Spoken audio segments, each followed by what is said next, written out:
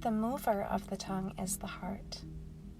What fills the heart is poured out through the tongue, and conversely, when feeling is poured out of the heart by the tongue, it becomes strengthened and firmly rooted in the heart. Therefore, the tongue is one of the chief factors in building up our inner disposition. Good feelings are silent. The feelings which seek expression in words are mostly egotistical, since they seek to express what flatters our self-love and can show us, as we imagine, in the best light. Loquacity mostly comes from a certain vainglory, which makes us think that we know a great deal and imagine our opinion on the subject of conversation to be the most satisfactory of all. So we experience an irresistible urge to speak out, and in a stream of words with many repetitions, to impress the same opinion in the hearts of others, thus foisting ourselves upon them as unbidden teachers, and sometimes even dreaming of making pupils of men who understand the subject much better than the teacher. This refers, however, to cases when the subjects of conversation are more or less worthy of attention. But in most cases, loquacity is a synonym of empty talk, and then there are no words to express the many evils which arise from this ugly habit. In general, loquacity opens the doors of the soul, and the devout warmth of the heart at once escapes. Empty talk does the same, but even more so. Loquacity distracts one's attention out of oneself, leaving the heart unprotected. Then the usual passionate interests and desires begin to steal into it, at times with such success that at the end of such empty talk, the heart has not only consented, but has decided to commit passionate deeds. Empty talk is the door to criticism and slander, the spreader of false rumors, opinions, and the sower of discord and strife.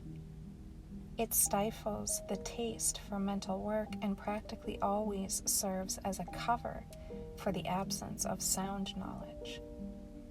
When wordy talk is over and the fog of self-complacency lifts, it always leaves behind a sense of frustration and indolence.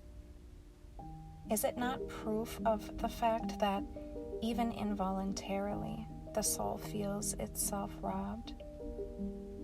Wishing to show how difficult it is for a loquacious man to refrain from saying something harmful, sinful, and wrong, the Apostle James said that keeping the tongue within its rightful bounds is the property only of the perfect. If any man offend not in word, the same is a perfect man, and able also to bridle the whole body. As soon as the tongue begins to speak for its own pleasure, it runs on in speech like an unbridled horse, and blurts out not only the good and seemly, but also the bad and harmful. This is why the apostle calls it an unruly evil, full of deadly poison. Long before him, Solomon too said, "In the multitude of words there wanteth not sin." In general, let us say, like Ecclesiastes, that a loquacious man shows his folly, for as a rule, only a fool is full of words. Do not prolong your conversation with a man who is not listening to you with a good heart, lest you weary him and make yourself abhorrent. As it is written, "He that useth many words shall be abhorred." Beware of speaking in a severe or superior manner, for both are highly disagreeable and make people suspect you of great vanity and a high opinion of yourself. Never speak about yourself, about your affairs or your relatives, except when it is necessary, and even then be brief and say as little as possible. When you see that others speak too much of themselves, force yourself not to imitate them, even if their words appear humble and self-reproachful. As regards your neighbor and his affairs, do not refuse to discuss them, but always be as brief as you can. even when you have to speak of such things for his good. While conversing, remember and try to follow the precept of St. Thalassius, who says, "Of the 5 attitudes in conversation with others, use 3 with discrimination and without fear.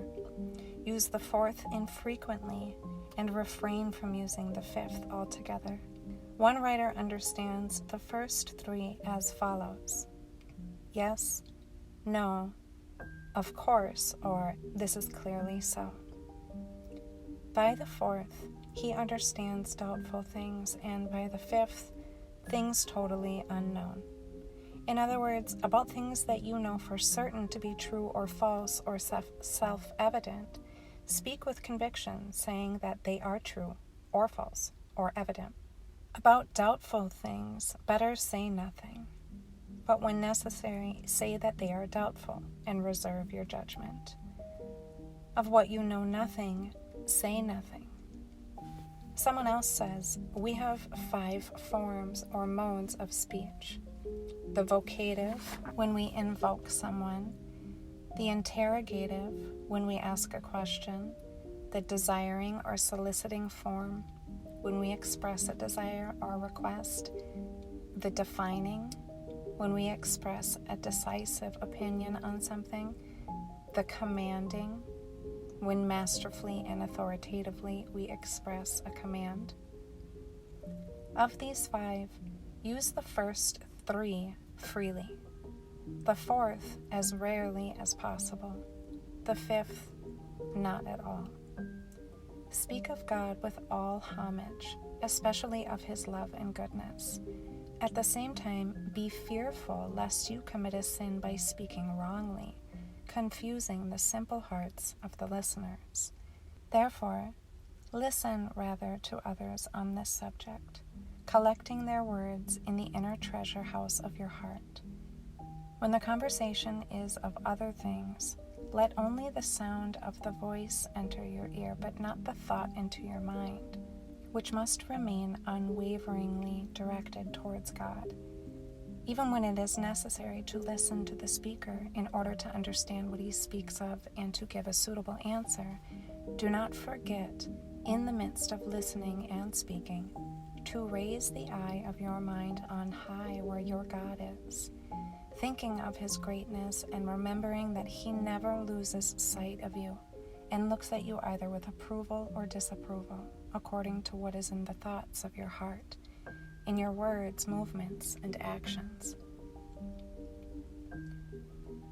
When you have to speak, before expressing what has entered your heart and letting it pass to your tongue, examine it carefully, and you will find many things that are better not let pass your lips. Know, moreover, that many things, which it seems to you good to express, are much better left buried in the tomb of silence. Sometimes you will yourself realize this. Immediately the conversation is over. Silence is a great power in our unseen warfare and a sure hope of gaining victory.